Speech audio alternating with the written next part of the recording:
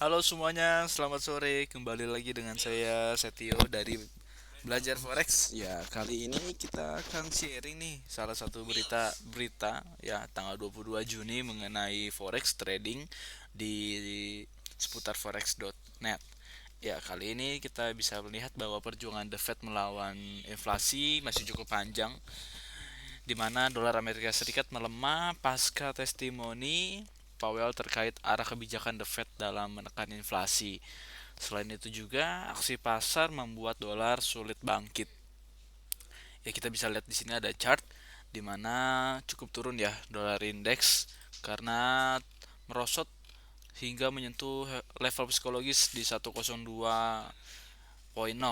Testimoni Powell juga cenderung lebih hawkish, namun kurs dolar Amerika Serikat tetap mengalami pelemahan karena performa fenomena buy the rumor, sell the news. Ya, dalam pernyataan yang disampaikan pada Komite Jasa Keuangan di House of Representative Amerika Serikat, Jerome Powell menyampaikan bahwa upaya Federal Reserve untuk mengembalikan inflasi ke target 2% merupakan jalan yang cukup panjang.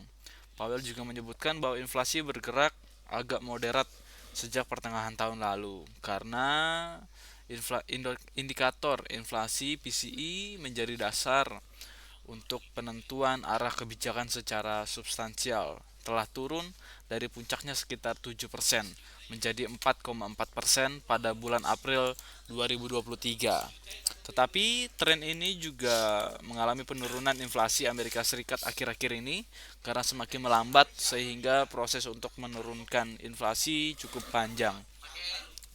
Bahkan ketika The Fed menunda kenaikan suku bunga pada rapat FOMC pekan lalu, Bank Sentral masih berkomitmen melanjutkan rate hike dalam beberapa waktu ke depan karena hampir seluruh anggota mengharapkan kebijakan tersebut.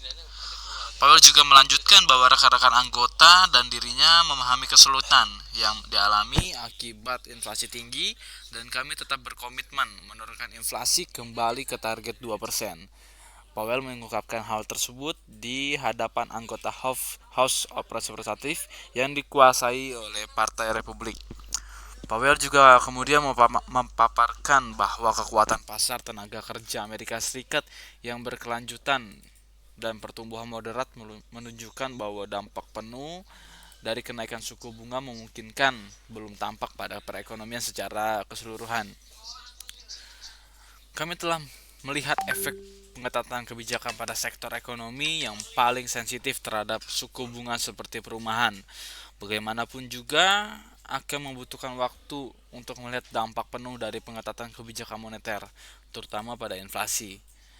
Ya, secara garis besar pernyataan Powell sebenarnya cukup hawkish di mana The Fed itu mengisyaratkan bank sentral masih perlu waktu lebih lama untuk melihat lebih banyak bukti pada tren inflasi bergerak ke arah target 2%.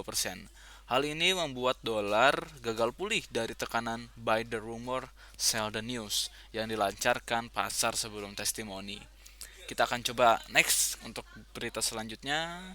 Ya, testimoni Powell hari kedua suku bunga BOE dan SNB di jam 14.30 ya setengah 3 sore. Hasil meeting SNB mengumumkan bahwa suku bunga SNB mulai Juni statement kebijakan moneter berdampak cukup tinggi pada CHV.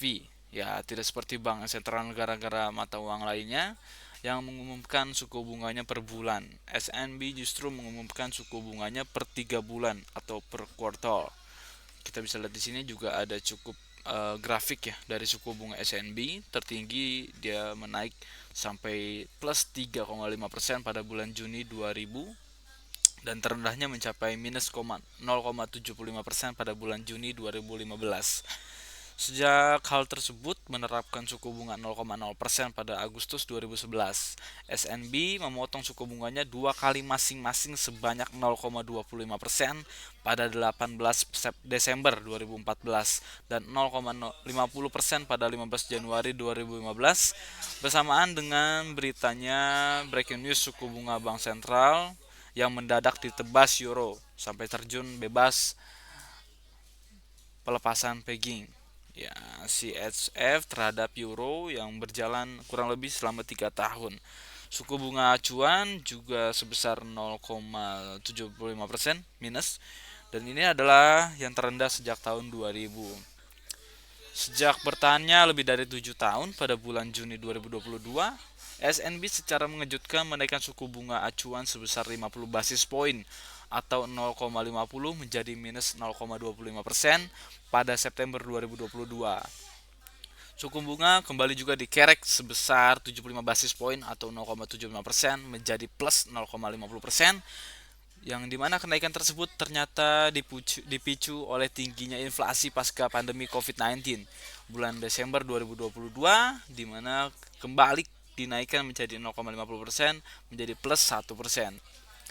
Pada meeting terakhir tanggal 23 Maret 2023 lalu, SNB kembali menaikkan suku bunganya sebesar 0,50% menjadi 1,50%. Level suku bunga ini menjadi yang tertinggi sejak bulan November 2008.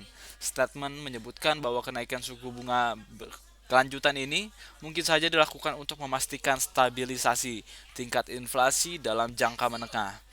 SNB juga mengatakan bahwa pihaknya bersedia melakukan intervensi di pasar valuta asing jika diperlukan.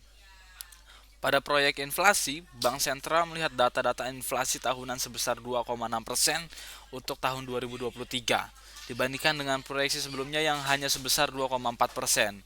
Dan untuk tahun 2024 turun menjadi 2%, naik dari proyeksi sebelumnya yang 1,8%. Dengan inflasi ini, Swiss pada bulan lalu yang turun menjadi 2,2%, masih di atas target Bank Sentral yang minus 2%. Maka pada meeting bulan Juni ini diperkirakan bahwa SNB kembali akan menaikkan suku bunga pada acuan sebesar 25 basis poin atau 0,25% menjadi 1,75%. Jika SNB menaikkan suku bunga, maka CAF ya akan cenderung menguat. Statement meeting ini juga bisa terjadi pada beberapa hal berikut. Waktu tentatif konferensi pers SNB yang dihadiri Ketua Thomas Jordan berdampak tinggi pada CHF. Thomas Jordan menjadwalkan pengadaan konferensi pers mengenai kebijakan moneter SNB. Ya, pada jam 18.00 juga WIB hasil meeting BOE mengumumkan bahwa suku bunga dan ringkasan kebijakan moneter BOE bulan lalu Juni 2023 berdampak cukup tinggi pada GBP. Tentunya penentuan suku bunga yang dilakukan secara voting di antara para anggota moneter Policy Committee ya atau MPJ pada meeting terakhir tanggal 11 Mei lalu. BOI kembali menaikkan suku bunga sebesar 0,25% menjadi plus 4,50%. Sesuai dengan perkiraan pasar, kenaikan ini adalah yang ke-12 kalinya secara berturut-turut, dan level suku bunga ini adalah yang tertinggi sejak tahun 2008. Pertimbangan untuk menaikkan suku bunga masih dipicu oleh kekhawatiran akan dampak tingginya inflasi, terlepas dari resiko yang akan terjadi pada resesi ekonomi. Para pejabat bank sentral telah berkomitmen untuk mengembalikan tingkat inflasi ke target 2%. Ya, kita bisa melihat bahwa suku bunga BOI tertingginya 17% pada bulan November tahun 1979, bahkan terendahnya mencapai 0,10% pada bulan Maret 2020. Tingkat inflasi di Inggris adalah 8,7%, lebih tinggi pada bulan April lalu, turun menjadi 10,1% pada bulan lalu, dan Bank Sentral menyebutkan inflasi diproyeksikan akan turun menjadi 5,1% pada kuartal keempat tahun 2023 dan akan memenuhi target 2% pada akhir tahun 2024. Pertumbuhan ekonomi inilah yang tampak terhenti pada kuartal pertama dan kedua tahun 2022, tetapi naik 0,25% pada tahun 2023. Pejabat Bank Sentral juga mengatakan akan terus mencermati indikasi tekanan inflasi yang berlanjut, termasuk ketatnya kondisi pasar tenaga kerja dan pertumbuhan upah serta inflasi di sektor jasa. Jika ada bukti tekanan inflasi yang terus-menerus, maka pengetatan lebih lanjut akan diberlakukan. Oke, kita akan coba untuk baca dan memahami artikel selanjutnya, di mana indeks dolar Amerika Serikat bullish 3 hari buyar usai testimoni Powell. Apa yang akan terjadi bahwa tidak ada petunjuk baru dari pernyataan Powell sehingga USD gagal mempertahankan momentum recovery. Greenback tergelincir tajam versus major currencies ya pada perdagangan kemarin hari Rabu tanggal 21 usai testimoni ketua The Fed Jerome Powell di Washington. Indeks dolar yang mengukur kinerja USD terhadap sejumlah mata uang lainnya terkapar 0,44% pada penutupan perdagangan di sesi New York. Pernyataan Powell pada dasarnya bernada hawkish, tapi tidak ada petunjuk yang lebih lanjut kecuali hanya pengulangan dari statement FOMC sebelumnya.